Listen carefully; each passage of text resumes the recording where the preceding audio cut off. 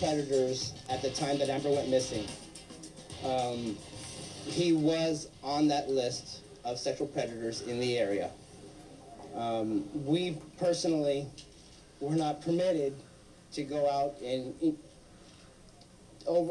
watch predators at their houses or go knock door to door. That was the law enforcement's responsibility, and we were informed that law enforcement was handling that portion of the investigation for us. But that name was on.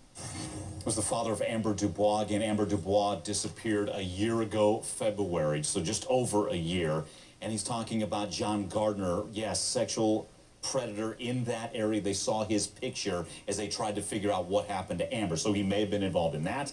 May have also been involved in an attack that happened late December. I want to bring back HLN law enforcement analyst Mike Brooks. Mike, what is the latest and what's the likelihood Gardner is involved in that December attack? There's a very good likelihood that he was involved in that December 27th attack, Mike, in the same area around Lake Hodges where Chelsea King was attacked. Now, we'd heard that there was some DNA on this girl who was visiting family from Colorado, but actually it was her own DNA, not the victim, not the her predator.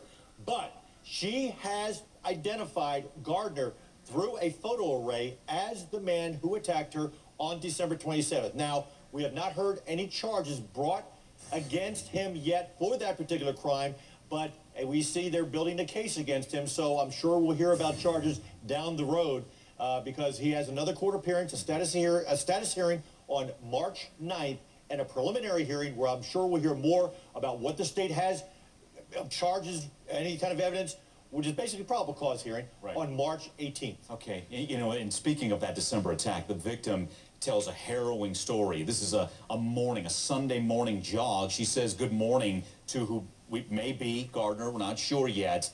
And next thing you know, she gets hit in the back of the head, somehow had the strength to elbow him, and that's what you're talking about, the DNA elbow hit him in the mouth, and she ran faster than she ever did, so she was able to get away. Let's get some calls in. Paul's with us in Missouri. Hey, Paul, your thoughts?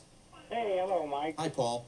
I called earlier and I was put on hold, but anyway, I worked for the Department of Corrections here in Missouri for 15 years, and I saw this too many times.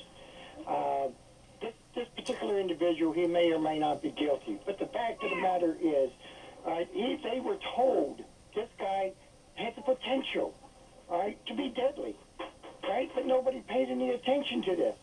I have seen this happen too many times. They need to start listening to the experts. That's what they do. Paul, why are people not listening? Why are people not listening? Because they haven't woke up, All they worry about is the criminal.